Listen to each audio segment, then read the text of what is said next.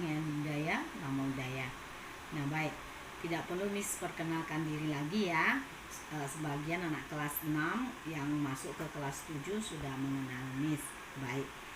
Nah, untuk anak kelas 7, selamat datang di kelas 7, di kelas baru. Dan ini adalah pembelajaran daring yang pertama kita dalam agama Buddha. Oke, sebelum melakukan sesuatu, Miss mau kamu selalu membaca parita, yaitu nama Paragata. Ya, jangan lupa baca parita. Baiklah, Miss akan membabarkan sedikit atau menjelaskan sedikit tentang masa pencapaian penerangan sempurna Sang Buddha, yaitu pada minggu pertama. Ya, pada minggu pertama, sepanjang minggu pertama Buddha duduk di bawah pohon Bodhi, meresapi kebahagiaan kebebasan yang dinamakan Vimutti Sukha. Ya, jadi Vimutti Sukha itu adalah masa di mana Sang Buddha meresapi kebahagiaan sempurnanya. Kenapa Sang Buddha meresapi kebahagiaan sempurnanya? Karena Sang Buddha telah mencapai penerangan sempurna. Artinya sudah berhasil ya. Nah, jadi Buddha telah memahami tentang hubungan sebab akibat yang saling bergantungan, yang dinamakan juga dengan Paticca Samuppada. Jadi apa sih Paticca Samuppada itu? Hubungan sebab akibat yang saling bergantungan. Nah, di dalam hal ini Sang Buddha membabarkan dhamanya, mengatakan bahwasanya adanya sebuah sebab tentu munculnya sebuah akibat. Nah, misalnya apa itu? Ketika kita makan cabai ya, pasti kita merasakan kepedasan. Nah, itulah diantaranya. Ada sebab, tentu saja ada akibat ya. Peristiwa pada minggu pertama ini selalu kita namakan sebagai Palangka Sataha, karena Buddha Gotama duduk ditata dan terkalahkan di kaki Bodhi selama 7 hari ya. Nah, jadi ini dikenal dengan Palangka Sataha. Kamu dapat melihat nanti di buku cetak, kamu juga dapat merangkumnya sendiri nanti ya. Jadi Miss sudah menjelaskan sedikit mengenai masa di mana minggu pertama Sang Buddha pada masa penerangan sempurnanya ya. Setelah merenungkan Paticca Samuppada selama 3 malam, Sang Buddha menyatakan keseruan gembiranya ya. Pada saat hari pertama, kedua, keempat sampai ke-7, beliau berada di singgasana Aparajita, menikmati kebahagiaan menjadi seorang arahat, menjadi seorang Buddha. Nah, pada saat ini kalau dikatakan Buddha adalah seseorang yang telah mencapai sempurna dan tidak akan dilahirkan kembali ke alam manapun. Oke. Nah, baik. Rangkaian sebab akibat ini sering kita rasakan juga. Kita sering melihat sebab dan akibatnya. Nah, jika kita lihat ya dalam kehidupan sehari-hari, kita malas belajar, maka akibatnya kita akan menjadi bodoh. Pertama ya, tidak tahu apa-apa. Kedua, bisa mengakibatkan kita tidak naik kelas ya. Nah, kemudian Sang Buddha menguraikan Paticca Samupadanya, yaitu 1 ya, karena kegelapan batin maka terjadilah ini. Kedua, karena bentuk-bentuk karma maka muncullah kesadaran. Ketiga, karena kesadaran maka muncullah batin dan bentuk atau nama dan rupa. Keempat, karena batin dan bentuk, nama, rupa, muncullah 6 landasan indera. 6 landasan indera ini dapat dikatakan sebagai salayatana. Kemudian yang kelima adalah karena 6 landasan indera muncullah kontak atau phasa. Karena kontak muncullah perasaan. Kemudian yang ketujuh, karena perasaan muncullah nafsu keinginan atau tanha.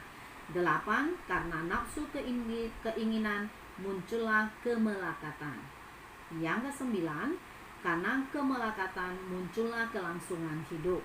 Yang ke-10, karena kelangsungan hidup muncullah kelahiran. Nah, yang 11, karena kelahiran muncullah penuaan dan kematian.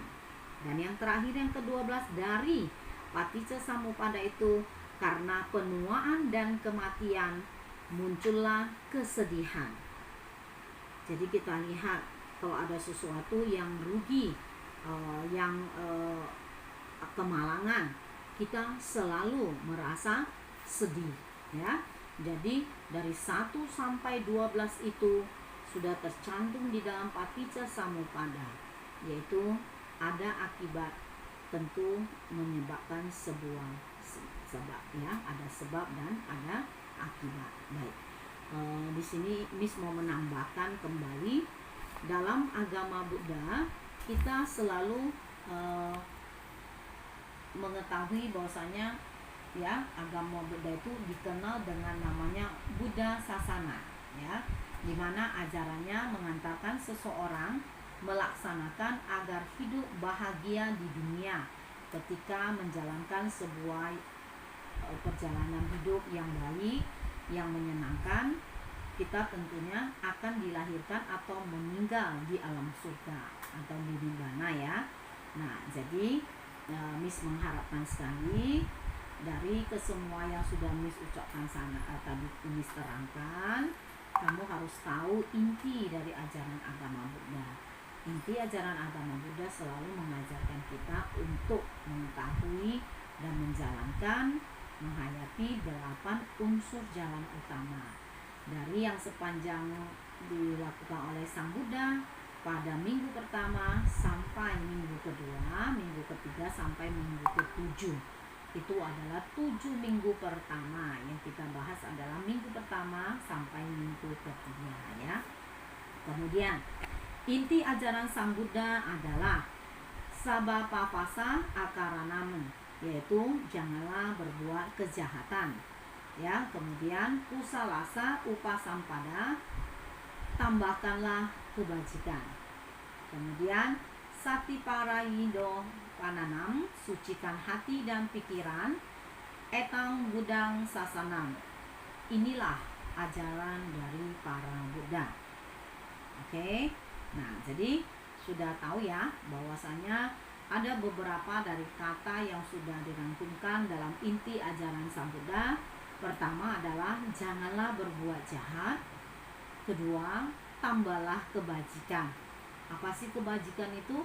Berbuat baiklah, ya, banyak-banyak berbuat kebaikan. Kemudian yang ketiga adalah sucikan hati dan pikiran. Bagaimana sucikan hati dan pikiran? Hati kita harus bersih. Jangan memiliki hati atau memikirkan sesuatu yang jahat. Jangan selalu ingin mencelakai orang, ya. Kemudian ajaran Sang Buddha ini tanamkanlah dalam dirimu, maka kita akan mendapatkan hasil yang baik bagi diri kita sendiri dan orang lain, ya. Nah, itulah yang Miss rangkum dari minggu pertama sampai minggu ketiga.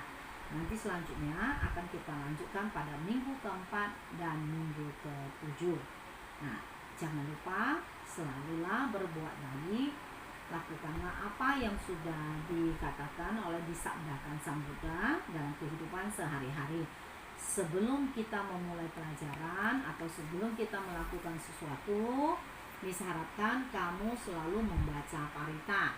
Dan pada akhir dari pelajaran atau pada akhir kita melakukan sesuatu juga jangan lupa kita juga membaca parita atau berdoa. Itu yang paling penting, ya.